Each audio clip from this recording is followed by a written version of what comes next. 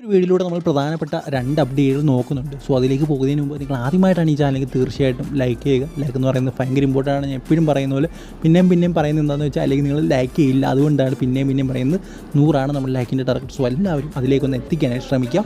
എല്ലാവരും പറഞ്ഞൊരു കാര്യമാണ്, ഇന്നലത്തെ മാച്ചിൽ അഡ്രിയാനോട് ഭയങ്കര ഫോം ഔട്ട് ആയിരുന്നെന്ന്. സോ എനിക്കും അത് തോന്നി. കാരണം അത് ചില അതിൻ്റെ മിസ് പാസുകളും മറ്റുള്ള സംഭവങ്ങളൊക്കെ ഉണ്ടായിരുന്നു ആ ഒരു മാച്ച്. അതിൻ്റെ ഒരു കഴിവ് വെച്ച് ഈസിയായിട്ട് പാസ് കൊടുക്കാവുന്ന പല സംഭവങ്ങളും, അതിൻ്റെ ഒരു കഴിവ് വെച്ച് ഈസിയായിട്ട് എടുക്കാവുന്ന ബോളുകളും അടിക്കാവുന്ന ഗോളുകളും ഒക്കെ കുറേ ഉണ്ടായിരുന്നു. പക്ഷേ അവിടെ നിന്നും അദ്ദേഹം ഗോൾ അടിക്കുന്നതോ അല്ലെങ്കിൽ എന്തെങ്കിലും ചെയ്യുന്നതായിട്ട് നമുക്ക് കാണാൻ സാധിച്ചില്ല. എടുത്ത് പറയേണ്ട ഒരു കാര്യം എന്ന് പറയുന്നത്, അദ്ദേഹം ഒട്ടും ഫോം ഔട്ട് ഒന്നും അല്ലായിരുന്നു ആ ഒരു മാച്ചിൽ. ആ ഒരു മാച്ചിൻ്റെ സ്റ്റാറ്റ് നോക്കി കഴിഞ്ഞാൽ തന്നെ അദ്ദേഹത്തിൻ്റെ സ്റ്റാറ്റ് വളരെയധികം മികച്ചതാണ്.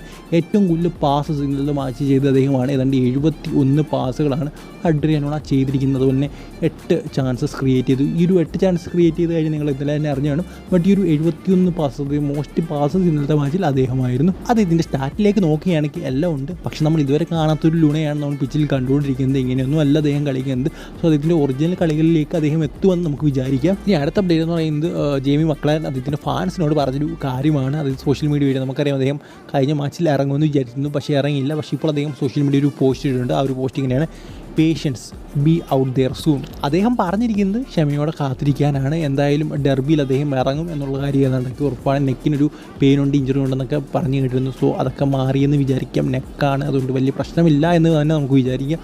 സോ എന്തായാലും അദ്ദേഹം ഡെർബിയിൽ ഇറങ്ങും. അല്ലെങ്കിൽ മോഹൻ ബഗാൻ സൂപ്പർ ജയൻസ് ഇറക്കിയിരിക്കും. അവർക്ക് ഷീൽഡ് അടിച്ചില്ലെങ്കിൽ പോലും അവർക്ക് ഡെർബി അടിക്കണം എന്നൊരു മെൻറ്റാലിറ്റിയിലൂടെ ഇറങ്ങുന്ന ടീമുകളാണ് ഈസ്റ്റ് ബംഗാളും മോഹൻ ബഗാനും. പിന്നെ ഇപ്പോഴത്തെ നമുക്കറിയാം, ഈസ്റ്റ് ബംഗാളിൻ്റെ നേരത്തെ ടീം എന്ന് പറയുന്നത് അത്ര മികച്ച ടീമൊന്നും അല്ലായിരുന്നു. സോ ഡെർബിക്കൊരു പവർ ഇല്ലായിരുന്നു.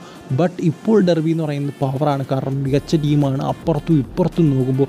സോ ഡെർബി എന്ന് പറയുന്നത് ഒന്നൊന്നര കളിയായിരിക്കും.